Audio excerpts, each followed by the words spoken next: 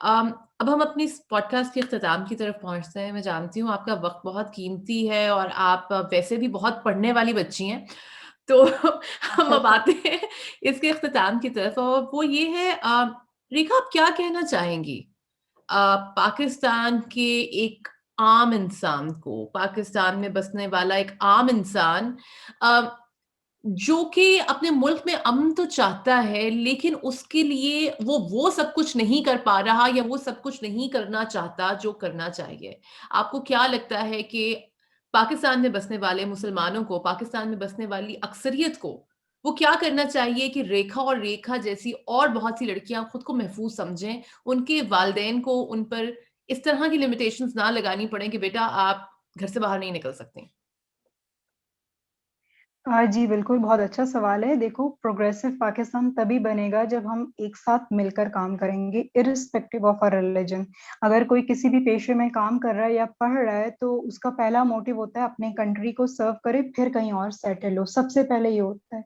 पर अगर जब हर चीज में हम रिलीजन को इन्वॉल्व करेंगे तो डेफिनेटली हर किसी के लिए प्रॉब्लम होगा, क्योंकि personal belief and personal faith जो है वो हर किसी का अपना होता है और कोई भी इस पे समझौता नहीं करना चाहता।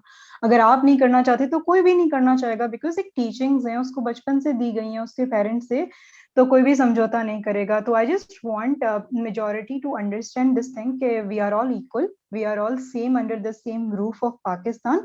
ये लैंड हम सबका है और हम सबको एक साथ मिलकर काम करना है। और religion should be your personal thing. आप किसी को भी जो वो मैनिपुलेट नहीं कर सकते, ना ही किसी को जो वो ये कह सकते हो कि आप जो वो यहाँ जाएंगी। जैसे मेरा पिन ट्वीट था, like I am born Hindu and I will die Hindu, that then many people approached me that you will go to hell, you are on a wrong path and you are this and you are that.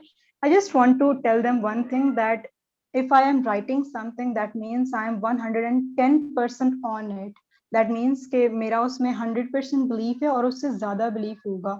और that means कि मैंने अपने religion को पूरा study भी किया होगा, अगर नहीं भी किया होगा पर बिलीफ तो बिलीफ होता है, फिर वो जिस तरह भी हो। तो आप किसी को भी इस तरह नहीं कह सकते कि आपका रिलीजन इस तरह है। आपको सोचना चाहिए, दूसरों को पढ़ना चाहिए, या फिर आपको एक बार सोचना चाहिए। This is wrong, you can't accuse anyone to say that you will go to hell. Do anybody know कि वो कौन जन्नत में जाएगा या कौन जहन्नुम में जाएगा? हमें हमारे आमाल जो है, वो हमारे जो एक्ट्स हैं, वो हमें ले हमारी डेस्टिनी को करेंगे कि हम क्या कर रहे हैं जिंदगी में। दिस इज नॉट कि आप सबको ये कहना कि आप जैनों में जाओगे just because you follow a faith. This is wrong and this is really discriminatory. So ये डिस्क्रिमिनेशन जो छोटा छोटा है ना, आप तो कह देते हो, बट हमारे दिल पे एक जो वो स्टेन छोड़ जाता है। हालांकि सब बुरे नहीं होते, मैं मानती हूँ इस चीज को, सब अच्छे हैं, पर जो एक इंसान या 10 इंसान बुरे हैं ना, वो पूरे को एक कर देते हैं। और इसीलिए फिर हम जनरलाइज हो जाते हैं, हम डरते हैं सबसे, हम रिलेशंस अपने रिस्ट्रिक्ट कर देते हैं, और हर किसी से जो है वो संभल संभल के बात करते हैं कि हमारा कोई एक्शन हमारे अगेंस्ट ना जाए। So this is not freedom of identity, freedom of living in a country. This is completely roof जहाँ पे आप इस तरह जो है वो बाउंडेंस नहीं रख सकते। और अब इसी तरह भी मतलब काफी जगह पे हमारे गॉड्स को मीम्स में यूज किया जाता है, रिलीजियस प्लेस को अटैक किया जाता है। But we just accept apologise, हम अपोलोजी को एक्सेप्ट कर देते हैं, उनकी माफी को भी एक्सेप्ट कर देते हैं, just because we try to move on. तो आप लोग भी जो है वो मूव ऑन करने की कोशिश करें और प्रोग्रेसिव पाकिस्तान की तरफ कोशिश करें। एक्सट्रीमिज्म हमें कहीं भी नहीं लेके जाएगा, भले एक्सट्रीमिज्म मेरे रिलीजन से हो या किसी और रिलीजन से हो। एक्सट्रीमिज्म इज समथिंग, हर चीज का एक्सट्रीम बुरा है। तो चाहे वो रिलीजन हो, एजुकेशन हो, everything in extreme is harmful for everyone, क्योंकि सोसाइटी को प्रोग्रेस ही नहीं करना देगा। तो और भी बहुत सारी मार्जिनलाइज्ड कम्युनिटीज हैं जो कि रोज फेस करती हैं इन सब चीजों को, हालांकि वो हमसे ज्यादा जो है वो ऑन टारगेट है। But the thing is that कि हम अपने हिसाब से जितनी कोशिश कर रहे हैं इन चीजों को हाईलाइट करने की, काफी फ्यू एक्टिविस्ट या काफी फ्यू लोग हैं यहाँ पे जो के हाईलाइट करते हैं इश्यूज को। Most of the Hindu community जो है वो बहुत पीसफुल है, उनको कोई जरूरत मतलब कुछ भी नहीं होता, वो अपने ही कामों में मसरूफ रहती है और जस्ट इग्नोर करके काम में करती है। बट जो लोग हाईलाइट करें उनको सुने भी सही और कंपेयर ना करें please. Like we are Pakistani Hindus, तो इस चीज को माइंड में रखें, हमें ये ना कहें कि वहां पे क्या हो रहा है, उस कंट्री में क्या हो रहा है उसको हाईलाइट करो, भाई मैं क्यों करूं। इस तरह तो पूरी दुनिया में पता नहीं क्या हो रहा है, मैंने हर जगह का तो ठेका नहीं लिया हुआ ना। मैं सिर्फ अपने मुल्क में रह के अपने राइट्स की बात कर सकती हूँ, दूसरी दुनिया का कानून मुझे नहीं पता, उनके लॉज नहीं पता, उनके लोगों का मुझे नहीं पता कि वो क्या सफर कर रहे हैं। बट मैं अपने कंट्री में बैठ के बात कर रही हूँ ना, अगर यही चीज मैं कहीं और बोल के बैठ के बात करूं, देन यू कैन से मी कि वहां क्या हो रहा है, वहां क्या हो रहा है। मैं जोग्राफिकली ले ही नहीं रही ना, मैं तो अपने लैंड की बात कर रही हूँ कि यहाँ क्या हो रहा है। You should focus on this thing कि हमारे अपने मुल्क के अंदर क्या हो रहा है। जब तक हम अपने गिरेबान में नहीं देखेंगे, हम किसी और को पॉइंट कर ही नहीं सकते। This should understand, when majority should understand, because whenever I highlight a issue, I always get this thing that what is happening there, what is happening there. There are a lot of countries where many things are happening, but we can't do anything because they are not in our surroundings, they are not in our boundaries. Whatever in our surroundings, first we have to change that. So they should understand that, उनको ये समझना चाहिए कि comparison won't take us anywhere. We have to sit, हमें बैठना चाहिए और उन्हें समझना चाहिए कि हमारी अपनी माइनॉरिटी जो है वो किन चीजों को फेस कर रही है।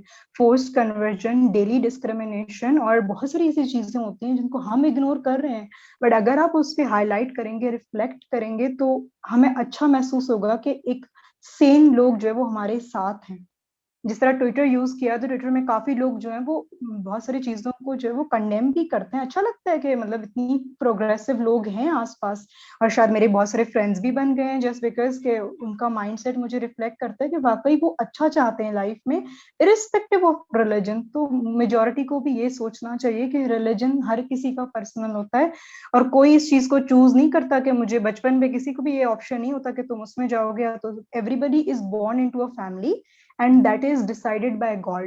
Nobody has right over that and nobody has should have objection. उनको कोई objection नहीं होना चाहिए इस चीज पे।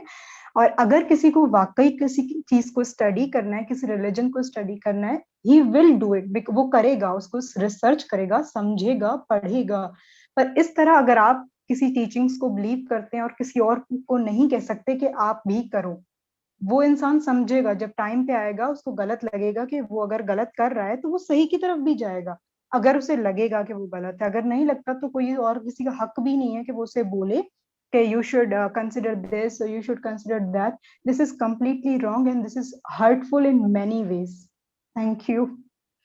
रेखा, आपका बहुत-बहुत शुक्रिया कि आपने इतनी खुलकर बात की और मैं एक बार फिर आपकी बहादुरी की तारीफ़ करना चाहूँगी कि आप इतनी कम उम्र में इतनी मौज़ूआत के ऊपर आप सोचती हैं और आपकी जो इनसाइट है और आपका जो पर्सपेक्टिव है, I hope you can be a valuable addition to your not only to your community but also to Pakistan. And we definitely need more young people like you. और यहाँ पे मैं आपको ये बात भी बताती चलूँ कि आप इस पॉडकास्ट में आने वाली यंगेस्ट गेस्ट हैं।